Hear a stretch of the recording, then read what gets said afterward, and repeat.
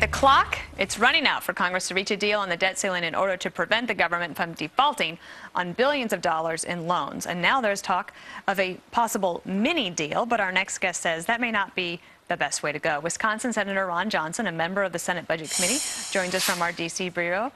Senator, it's kind of unusual for Washington to have somebody who's actually been involved in running a business to be involved in talks as important as these. Tell us, where do you think the discussion stands at the moment? Well, good morning, Dana. Thanks for having me on. Now, I think there's a growing group of Republican senators and House members that actually are willing to increase the debt ceiling as long as we fix the problem.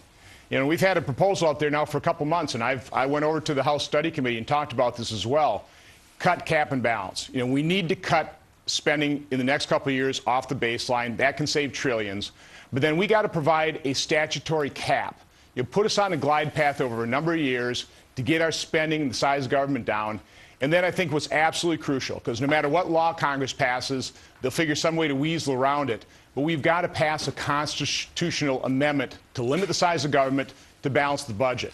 And if we pass that piece of legislation from the House, and then the increase in the debt ceiling would be contingent on sending that balanced budget amendment to the states. Let's let the people decide. Let's let the states decide. I'm happy to let the American people install that discipline on all of us. So we have to start prioritizing spending for the first time in decades. It seems to me that in a way that this is coming down to the age-old debate that Democrats want to raise taxes, Republicans want to cut spending. How much time do we have in order to actually get this done? I mean, they've said August 2nd is really the date. You've sent a letter to the White House. I wonder what kind of response you've gotten from the president. Well, I sent a letter to the White House on May 25th. Saying it was very irresponsible for the administration to be scaring the markets, scaring the American people. Very irresponsible of this administration to assume they're going to get an increase in the debt ceiling and not having a contingency plan just in case. I finally got a response from Secretary Geithner last week, and I sent a letter back to him basically saying that if one Social Security recipient doesn't get their check, if one soldier doesn't get paid, if one debt payment is not met, it's their fault. It would be their choice. There's no reason, because if we don't increase that debt ceiling right away, we would have to live within our means. And that would be, according to the president's own budget, $2.6 trillion. Dana, that's $800 billion more than we spent just 10 years ago under Bill Clinton. It wouldn't have to be a crisis if we actually planned for it.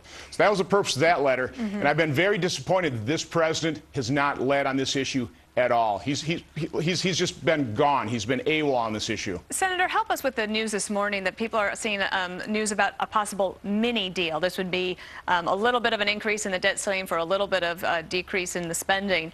The White House yesterday rejected that and said that the president has consistently said it's in the country's interest to have a long-term deal. Now, from your perspective on the Republican side, is a mini deal anything that you all could accept? Well, listen, that's just business as usual here in Washington. And Dana, last week, I stood up in the Senate and I started to object.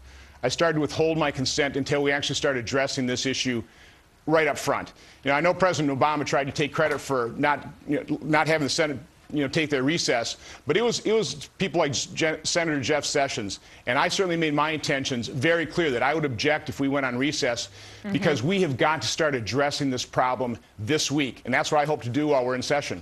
Well, I know you haven't been quiet about it. We'll be watching you over the next week as you continue to hold everybody's feet to the fire. Thank you so much for coming on. Thanks for having me on. All right, Senator.